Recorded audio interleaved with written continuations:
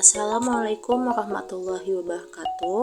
Perkenalkan, nama saya Adiana Alivia dari kelas 6A Manajemen Keuangan Syariah dengan NIM 504220016. Pada kesempatan kali ini, saya akan menjelaskan tentang Good Corporate Governance, mencakup pengertian Good Corporate Governance, prinsip-prinsip Good Corporate Governance, dan pengertian Good Corporate Governance. Yang pertama, pengertian Good Corporate Governance. Tata kelola perusahaan atau Good Corporate Governance merupakan upaya perusahaan untuk menciptakan pola hubungan yang kondusif antar pemangku kepentingan dalam perusahaan.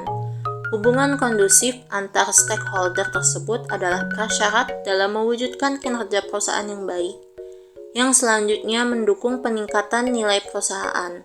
Tata kelola perusahaan atau GCG akan memberikan nilai tambah bagi pemegang saham secara berkelanjutan dalam jangka panjang, dengan tetap menghormati kepentingan pemangku kepentingan lainnya, berdasarkan hukum dan norma yang berlaku.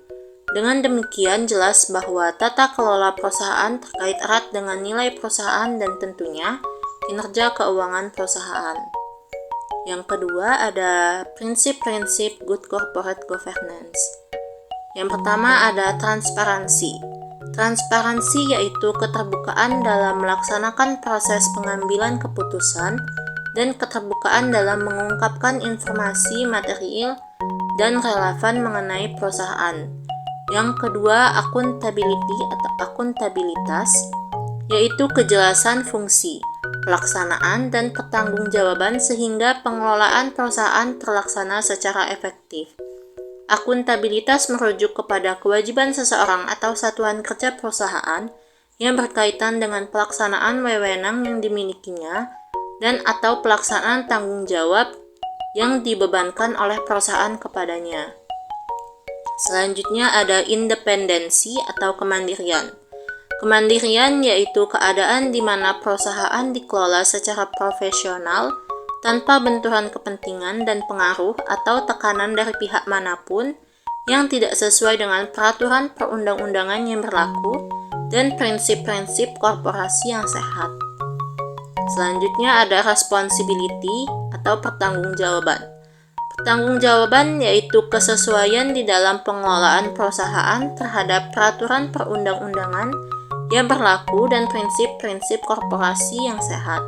Prinsip pertanggungjawaban mencerminkan adanya kesesuaian dan kepatuhan pengelolaan perusahaan terhadap peraturan perundang-undangan yang berlaku dan prinsip-prinsip korporasi yang sehat. Lalu selanjutnya ada fairness atau kewajaran. Kewajaran yaitu keadilan dan kesetaraan di dalam memenuhi hak-hak pemangku kepentingan atau stakeholder yang timbul berdasarkan perjanjian dan peraturan perundang-undangan yang berlaku.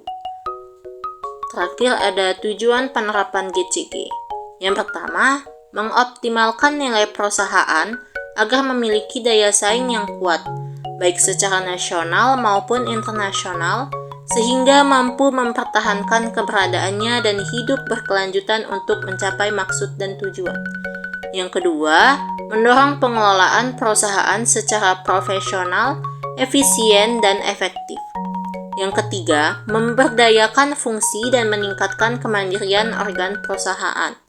Yang keempat, mendorong agar organ perusahaan dalam membuat keputusan dan menjalankan tindakan dilandasi nilai norma yang tinggi dan kepatuhan terhadap peraturan perundang-undangan serta kesadaran akan adanya tanggung jawab sosial perusahaan terhadap pemangku kepentingan maupun kelestarian lingkungan di sekitar perusahaan.